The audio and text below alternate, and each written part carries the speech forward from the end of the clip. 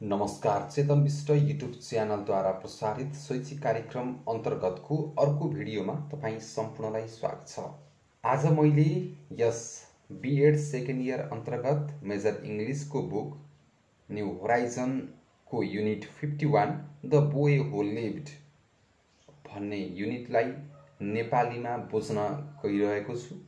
हजुरहरूलाई पनि बुझाउन गइरहेको छु। हेरौँ कतिसम्म बुझाउन सक्छु। द बोय हु लिभ्ड, त्यो केटो जो जीवित रह्यो भन्ने एउटा स्टोरी रहेको छ, जेके रोलिङद्वारा लेखिएको।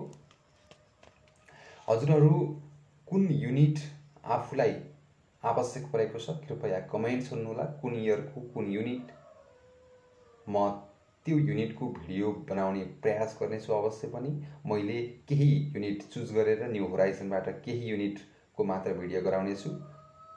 हजुरहरूले कमेन्ट गर्नुभयो भने म ती युनिटहरूलाई पनि समावेश गर्नेछु। अब लागौँ नेपालीमा समरीतर्फ। जेके रोलिङ, जोन क्याथोलिन रोलिङद्वारा रचित ह्यारी पोटर एक विश्व प्रख्यात उपन्यास श्रृङ्खला मानिन्छ। Harry Potter and the philosopher stone शीर्षक दिएको यस उपन्यास काल्पनिक बाल कथामा आधारित रहेको छ। ह्यारी पोटर यस उपन्यासको प्रमुख पात्र तथा नायक हो। तपाईहरूले ह्यारी पोटर भन्ने बुक पढेको पनि हुनसक्छ। त्यसको केही अंश यस युनिटमा देखाइएको छ। यो उपन्यास उसको जीवनको सेरोफेरो, उसलाई बाल्यकालमा दिएको जादु सम्बन्धी तालिम, शिक्षा, उसको मातापितालाई हत्या गर्ने कुख्यात भोल्डेमोर्ट र पछि ह्यारी पोटरले कसरी उक्त दार्शनिक पत्थरलाई प्राप्त गरी सुरक्षित राख्दछ भन्ने विषयमा आधारित रहेको छ। भोल्डेमोर्टलाई एक शक्तिशाली खलनायकको रूपमा यस उपन्यासमा उतारिएको छ, जो यस संसारमाथि आफ्नो नियन्त्रण राख्न चाहन्छ। तर ह्यारी पोटरको मातापितालाई हत्या गर्ने क्रममा उसको पनि मृत्यु हुन पुग्छ। द बोय हु लिभ्ड रोलिङद्वारा रचिएका 7 उपन्यास श्रृङ्खलाहरूमध्येको प्रथम श्रृङ्खला हो, जसबाट पाठ उद्धृत गरिएको हो। भनेको यो ह्यारी पोटर भन्ने एउटा उपन्यास छ जेके रोलिङले रचिएको। त्यसका 7वटा उपन्यासहरूको श्रृङ्खलाहरूमध्येबाट प्रमुख अर्थात् प्रथम श्रृङ्खलाबाट यो युनिटलाई ल्याइएको, यो अंशलाई ल्याइएको तपाईँहरूले यसरी बुझ्नुहोला। यस पाठमा हामी ह्यारी पोटरलाई एक अनाथ बच्चाको रूपमा पाउँछौँ, किनकि भर्खरै उसको मातापिताको हत्या गरिएको हुन्छ। उसको सानी आमा र सानो बुबा र उनीहरूको एकमात्र छोरा डुडले बसोबास गर्ने घरको ढोका अगाडि डम्बलडोरले 1 वर्षको ह्यारी पोटरलाई त्यहाँ छोडेर आउँछ। उक्त समय आफ्नो जादुको सहयोगले कसैले उसलाई नचिनुन् भनी सबै सडकका बत्तीहरू निभाइदिन्छ। डम्बलडोर बोक्साहरू अध्ययन गर्ने प्रसिद्ध Hogwarts school of witchcraft and विजार्ड्रीको प्रमुख हुन्छ। उनीहरूको प्रतिष्ठानले नराम्रो शक्तिहरूको विरुद्धमा लड्न आफ्ना चेलाहरूको तयार गर्ने गर्दछन्। ड्रुसली परिवार एक प्रतिष्ठित तथा स्थिर भएको परिवार मानिन्छ। उनीहरू मिसेस पोटर आफ्नी बहिनीको कारण लज्जित हुनुपर्ने भएकोले ह्यारी पोटरलाई शरण दिन वा पाल्न चाहँदैनन्। एक दिन आफ्नो दैनिक कार्यमा जाँदा मिस्टर ड्रुसलीले अनौठो दृश्यहरू देख्छन्। एउटा बिरालोले नक्सा पढिरहेको जस्तै लुगा लगाएका मानिसहरू उसकी सालीको 1 वर्षीय छोरो ह्यारीको बारेमा सुन्दछ। ऊ यी दृश्यहरूबाट चकित पर्दछ, तर आफ्नी श्रीमतीलाई केही भन्दैन। उक्त राति एल्बस डम्बलडोरले ड्रुसली परिवारहरू सुतिसकेपछि ह्यारी पोटरलाई उनीहरूको ढोकामा एउटा कम्बलले बेरेर छाडिदिन्छ। उनीहरू भोल्डेमोर्टलाई यु नो हु को नामले सम्बोधन गर्दछन्।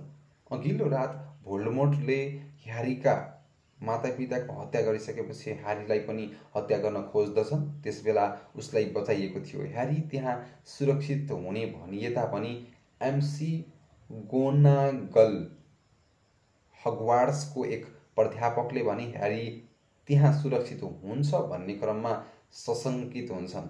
डम्बलडोर भन्दछन् ह्यारीको ड्रुसलीहरू बाहेक अरू कोही छैन र जब ह्यारी बुझ्ने हुन्छ उसको भाग्यको बारेमा उसलाई सबै जानकारी दिनेछ। अर्थात् अहिले ह्यारी पोटर भन्ने सानी एउटा बच्चा छ। उसको मातापितालाई चाहिँ भर्खर मात्र अघिल्लो दिन मात्र केही भिलेनहरूले मारिदिएका छन् र ऊ अहिले अनाथ भएको छ, टुहुरो बनेको छ। त्यसैले एउटा ऊ पढ्ने विद्यालयका शिक्षकहरूले चाहिँ उसको सानीमाको घरमा लगेर छोडेका छन्। तर सानीमाले चाहिँ उसले विचक्राफ्ट सम्बन्धी, भूत प्रेत अथवा बोक्सी यस्तो सम्बन्धी पढ्ने भएको कारणले आफ्नो घरमा राख्न मन गर्दिन्। तथापि उसको स्कुलका टिचरहरूले लगेर राखिदिएको कारणले त्यहाँ राख्नुपर्ने बाध्यता हुन्छ। त्यो दिन उसको साना बुवाले चाहिँ अनौठो दृश्य पनि देख्छ। यो सबै कुरा यो युनिटमा बताइएको छ। आशा छ तपाईँ सम्पूर्णले यो युनिटलाई बुझ्नुभयो। तपाईहरूले युनिटलाई कसरी बुझाउँदा अथवा कसरी पढ्दा तपाईलाई बुझ्न सजिलो हुन्छ त्यो तरिका पनि कमेन्ट गर्नुहोला। म त्यो तरिकालाई फलो गर्ने प्रयास गर्नेछु। यहाँ केही क्वेसनहरू पनि रहेका छन्, म ती क्वेसनहरूलाई पनि तपाईहरुमाझ देखाउनेछु। जस्तो एउटा छ, what is a legend, mention some stories based on your national legend भनेको छ। पौराणिक कथा भनेको के हो भनेको छ। तपाईहरुले यो बुझ्नु होला कि ब्याचलरमा आइसकेपछि युनिटमा भएकै कुरा आउँछ भन्ने कुरा हुँदैन। जस्तै युनिटसँग सम्बन्धित अन्य कुराहरू आउन सक्छन्, त्यसलाई चाहिँ रिलेट गरेर अन्य क्वेसनहरू दिन सक्छ। यो पनि एउटा लेजेन्ड टाइपको स्टोरी भएको कारणले चाहिँ यहाँ एउटा what is legend, mention some stories based on your national legend भनेको छ। तपाईको राष्ट्रिय पौराणिक कथामा आधारित केही कथाहरूको शीर्षक लेख्नुहोस् भनेको छ। Discuss different Harry Potter books and describes why they are so popular among children today भनेको छ। ह्यारी पोटरका विभिन्न श्रृङ्खलाबारे चर्चा गर्नुहोस् र वर्तमानमा उक्त कथाहरू किन प्रसिद्ध छन् भनेको छ। Do you believe in supernatural beings, why or why not भनेको छ।